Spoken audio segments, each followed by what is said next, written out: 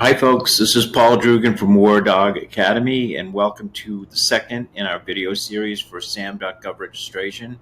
If you recall, last video we did a pre-application where you got your paperwork ready and submitted it to SAM.gov for them to review. In this video, we're going to go from start to finish through the actual application. So at the end of this video, we're going to submit, and then we'll talk about what happens after that. But right now, so after that, after you submit your paperwork, do that phase of it, you should get when everything's approved, you should get an email back from them between 1 and 3 days. It's closer to 1. They're pretty good about getting back to you once everything's okay. And that will give you unique entity ID, which is this number right here. And write this down or put it somewhere with your password so you remember it or you have easy access to it. You're going to need this number when you go to apply for grants or for contracts, however you deal with the federal government. With some local government stuff too, they ask you for this number, so it's very important. What you're going to do then is you're going to get into SAM.gov. We talked about how to do that in the last video. You're going to scroll down here, and you'll see ID assigned. This is the number of active accounts that you have that are good to go. Once everything's done, this will show an active registration, which means you're fully registered in SAM. And the next thing you have to do after that is renew it, but that's not till a year later. Right now, we've been assigned our UEI. We're going to click on that. Then this is all the information here that we've already put in. So that's the name of the business. Here's the UEI, the address, no doing business as. So you want to click on this, on the name of your business. Here we go again.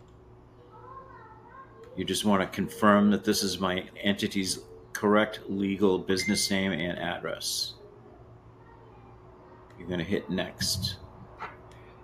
And this is important right here. Some people have expressed an interest in not having their entity ID, their information up on the internet or accessible in any way for people trying to get at their information, and that's valid. I mean, people certainly have their preferences.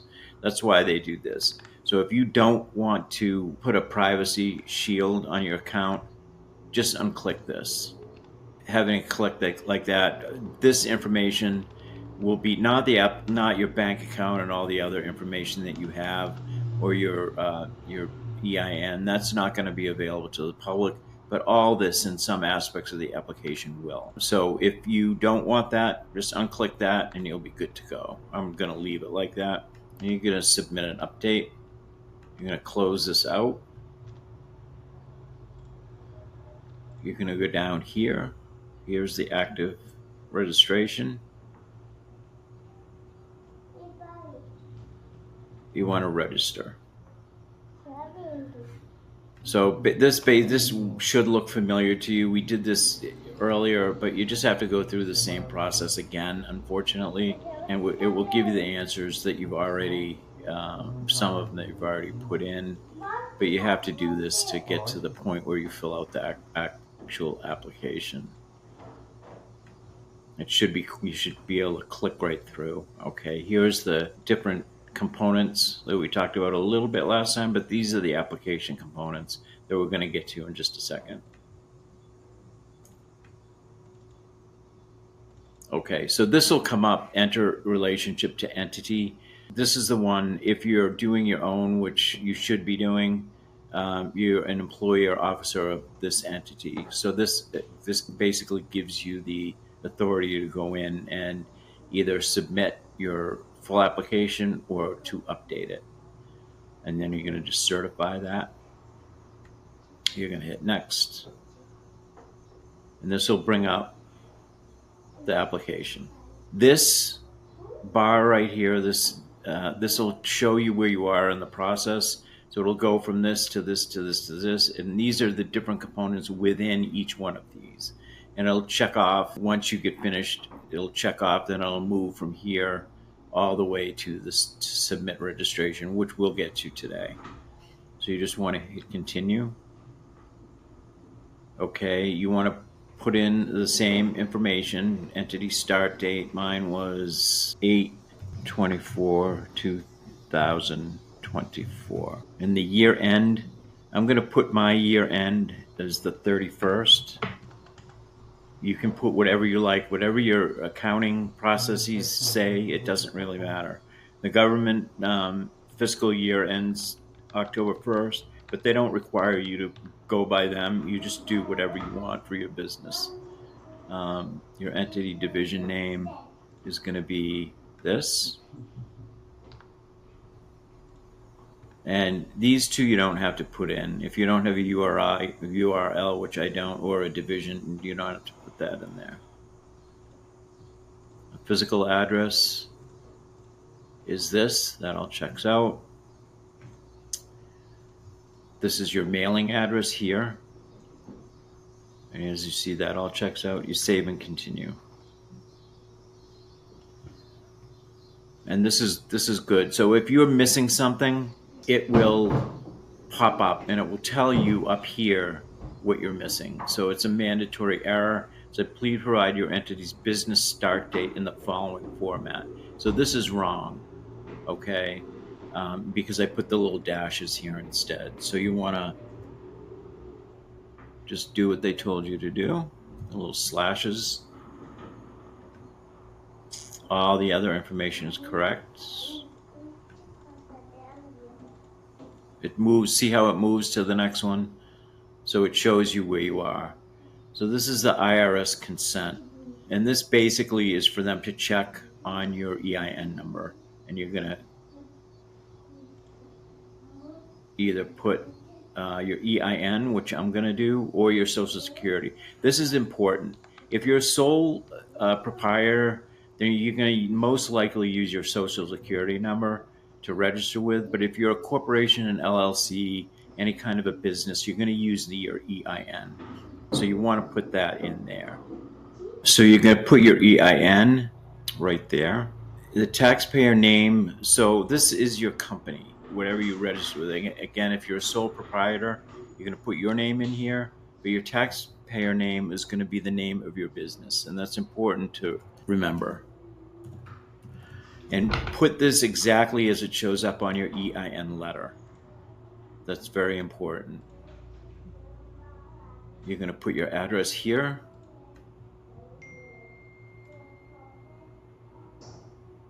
Applicable federal tax begins in 2024, so you're going to put that there. Name of individual, that's going to be your name or the name of your, the head of your company. Title, I'm just going to put president. Doesn't matter. You can put manager, CEO, whatever you like.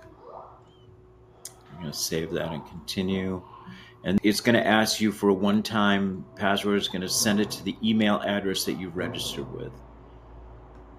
So you're going to put that in there. You're going to check your email. Write down this code that they just sent. Here it is.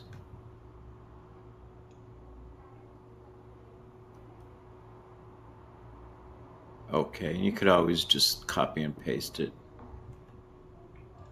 Or just write it down. I'm going to write it down. Okay, so you want to go back here. Put that code in here. 969891. You can confirm that. That'll check. And again, this shows up. And I did this on purpose because I want you to see how you fix these mandatory errors. Please select TIN type.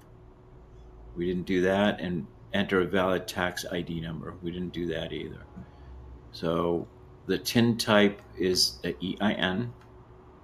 You're going to put that in there. So mine is going to be 99451 2756. That's my TIN number. And don't separate these. Usually in your TIN letter, it'll say 99 /. Just write the number out like that. I'm pretty sure that's the way it works. I'm going to save and continue. Again, you got to go through that. So we just did this, but you have to, they send you a code every time you want to access them. So there we go.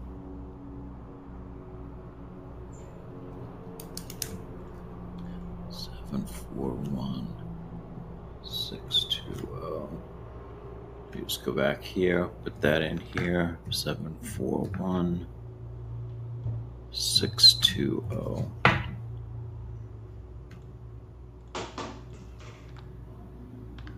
Okay, so you're all set here.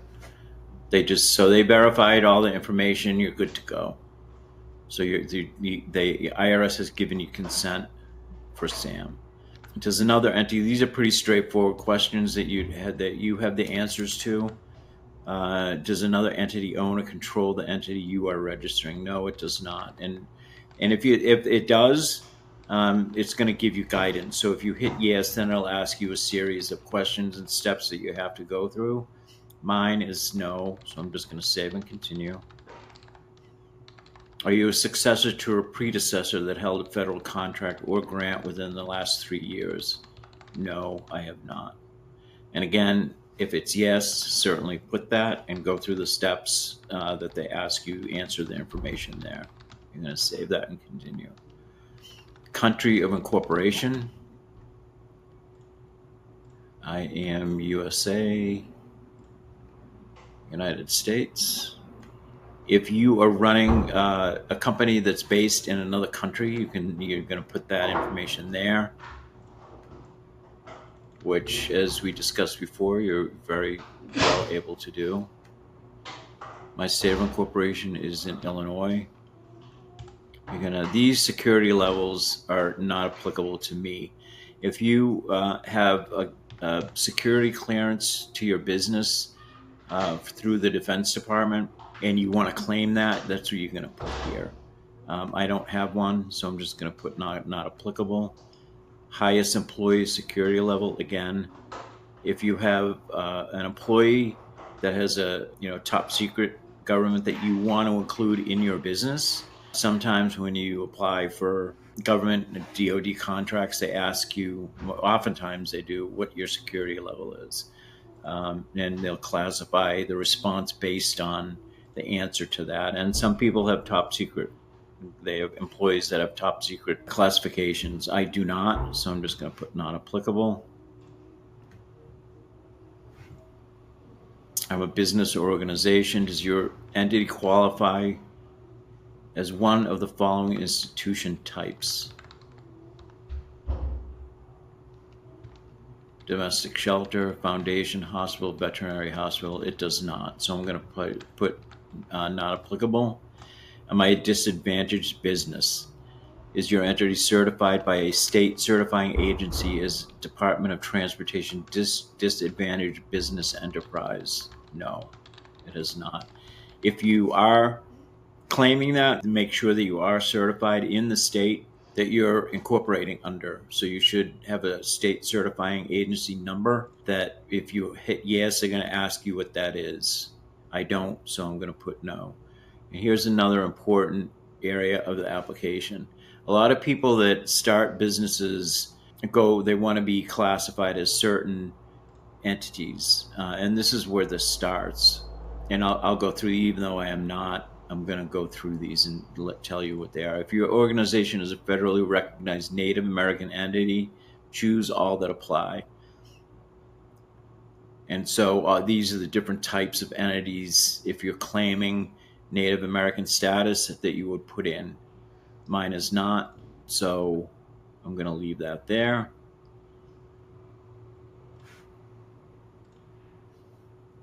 Do one of these organization factors apply to your entity? If none of these apply, select not applicable. Manufacturer of goods. You may also make another selection. First select manufacturer of goods, then another drop-down box will appear for you in the next selection. I am a limited liability company, an LLC, so I'm going to put that there. Entity structure, what is the form of your entity as defined by the IRS? And I am a corporate entity for profit. I am not. Let me see. Partnership or limited. I'm a partnership or limited liability partnership. That's what I'm classed as with the IRS. What is your entity's profit structure? I am for profit. Socioeconomic categories. So this next one, what I just talked about. So a lot of people have these classifications or they want to have them. This is where you self-identify in SAM as something. So if you're minority owned, if you're a community development corporation in an economically disadvantaged women-owned small business or veteran-owned, this you're going to click these here. They're not going to ask you for certifications here. That will come in the form of a grant or when you go to bid on a project. You're going to have to show proof of certification of these. But here you can self-identify. I'm none of those, so I'm just going to save and continue. Okay, this is the method of payment. This is all has to do with if you get a government grant or if you get a contract with the government as a vendor, they're going to ask you all this information. How do you want to get paid, basically? Do you accept credit cards as a method of payment? I'm just going to put yes. I haven't even gotten that far in my business yet, but I'm just going to, I know I'm going to, so I'm just going to put yes.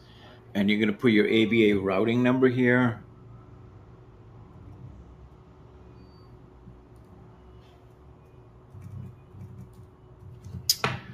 Your account number.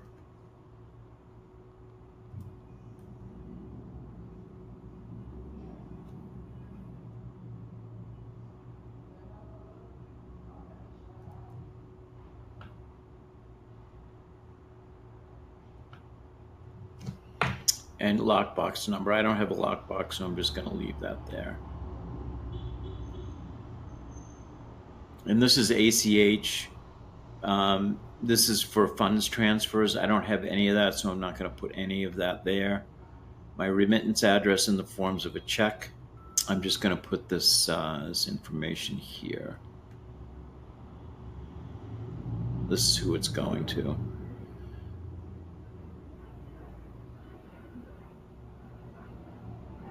If you have a couple of accounts that you want to be reimbursed to, you can always add them here. I only have one, so I'm just going to save and continue.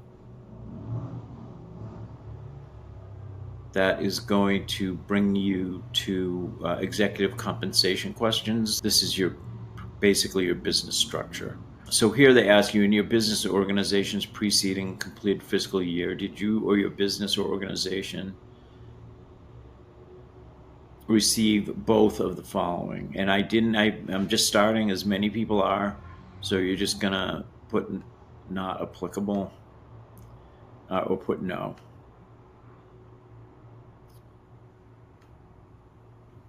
Again, some of these questions are, people will read these and say and ask themselves that exact question. I'm just starting out. I have one employee, which is me. I don't, I have a bank account, but I have no revenue. Don't worry about answering. We'll go through those, but you don't have to have an answer for everything. You just put either no or not applicable, because obviously some people have an ongoing business concern. Other people, they're just starting out, and SAM recognizes that, so you don't have to worry about any of that. Okay, so this, is your business organization as represented by your unique entity ID, responding to a federal procurement opportunity that contains the FAR provision 522097. I am not. If you have started and you specifically are responding to some kind of an offer from the government that includes this FAR, and this will be in the SOW when you read your RFP documents or your procurement documents, that'll be referenced in here. I am not, so I'm going to put no. If you're just registering, this answer is always going to be no, so don't worry. You don't put yes to that. And the rest of these are not applicable because they are specific questions based on this. So you're going to save and continue. This is all the the checklist for what you have just done. in this section. We're finished with this section, so you're going to go through all of this and just make sure everything's okay. They put in some information that you didn't have to, like this is my congressional district, and there are a couple of other things in there. Don't worry about that. Just make sure the information that you put in is correct. Okay, so this is not correct. My taxpayer name. So what I want to do is get down to here, and so just recognize where it is. It's business and TIN information. That's where the name is incorrect. This is my name, not my name, but this is my business name. So you want to edit this, okay, and make sure when you go in, you know where IRS consent, it says Colin Quinn. So you want to fix that. Edit. It brings you back to that section.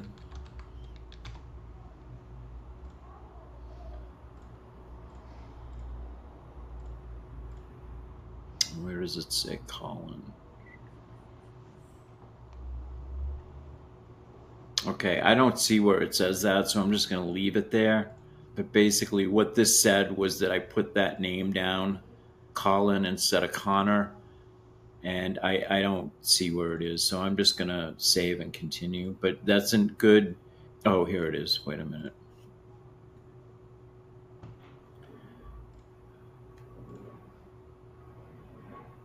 Okay, I'm going to note this. This was put in there for some reason from the IRS, and this, obviously that's not my taxpayer name, but I'm just going to leave it there, and we'll get back to that later.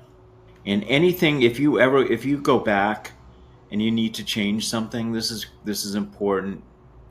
And when you, like, if you want to go back and update later, if you're fully registered and you go back and you change your name of something, or you change some information on something, you go through, this is how you do it. Basically, you just have to keep hitting save and continue. These are all the things that we've already done, but this is how you move through the application. You can't just go here and click on that. You have to just reaffirm everything that you put in. Okay. I know it's kind of a pain in the ass, but it's a pain, but that's just how you have to do it. Okay, here we go. This is what we just came through. So you're going to go through all that, like I said. Just make sure all the entity information, your bank information, everything is correct.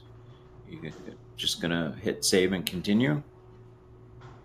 Then you're going to go to the next section. So this is important too, especially for people who are doing vendor bids and things like that. We've gotten a lot of questions about NAICS codes. You want to put in, initially, you want to put in the NAICS code that is closely related to your business as you can. It doesn't have to be exact, and you can put in more than one. The way to do that is you're just going to go here. And let's say if you're a logistics and supply company, okay.